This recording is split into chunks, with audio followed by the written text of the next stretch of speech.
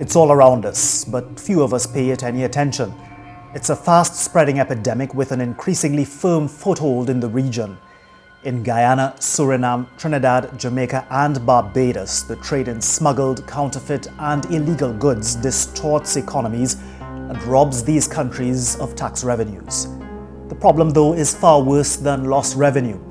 The illicit trade gives the criminal underworld the oxygen it needs to flourish and wreak devastation across the region.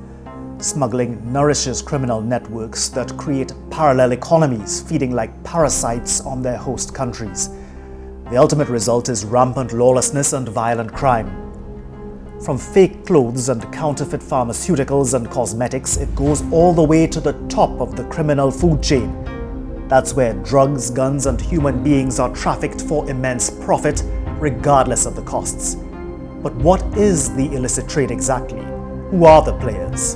How do countries in the region come to grips with a problem which ultimately finances criminal activities, indirectly leading to the deaths of Caribbean citizens? This documentary will explore the underbelly of the illicit trade and delve into the conditions that encourage this dark economy. We'll explain how it fuels criminality across the region and examine some possible strategies to bring the illicit trade under control.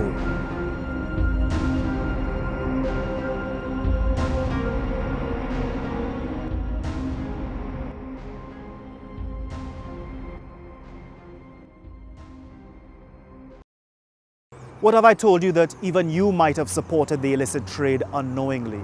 Spotting what it looks like can be tricky. It can be anything from shampoo, electronics, medicine, food. It's like the air that we breathe, it's everywhere. Now it's tempting to say, well, so what? What if the consumer gets a good deal on a pair of shoes? After all, should the big retail store owners make all of the money? Well, as we will demonstrate in this documentary, there are serious consequences to supporting the illicit and counterfeit trades. When you put your money into the hands of illicit traders, that money feeds into the underground economy and all of the ruin that comes with it. The illicit trade is an umbrella term that defines a complex web of illegal commerce. This trade includes counterfeit goods and knockoffs, imitations that are peddled fraudulently as typically more expensive branded goods. Then there is smuggling. This can encompass anything from electronics, foods, fuel, and even people. Smuggled goods bypass borders, evading the payment of taxes. Smuggling also flouts laws that prevent the import and export of certain items such as banned chemical substances or animals.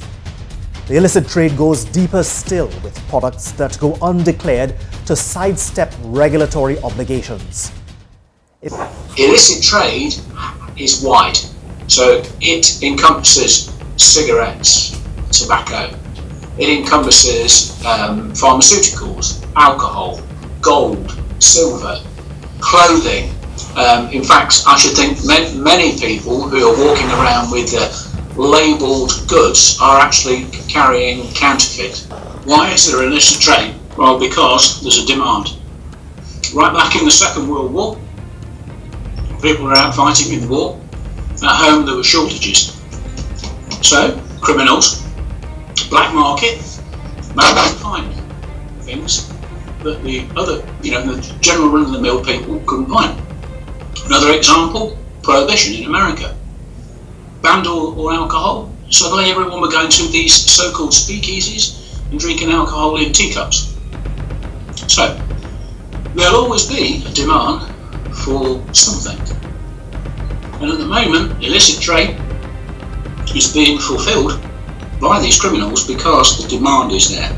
In some instances, those regulatory requirements are there to protect you, the consumer. All this illegal commercial activity gives criminal gangs multiple sources of income. Technological advances have made it possible for criminals to become more organized than ever before.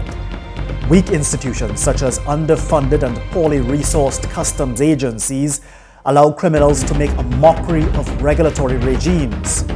Regimes established to protect government's interests and safeguard the consumer.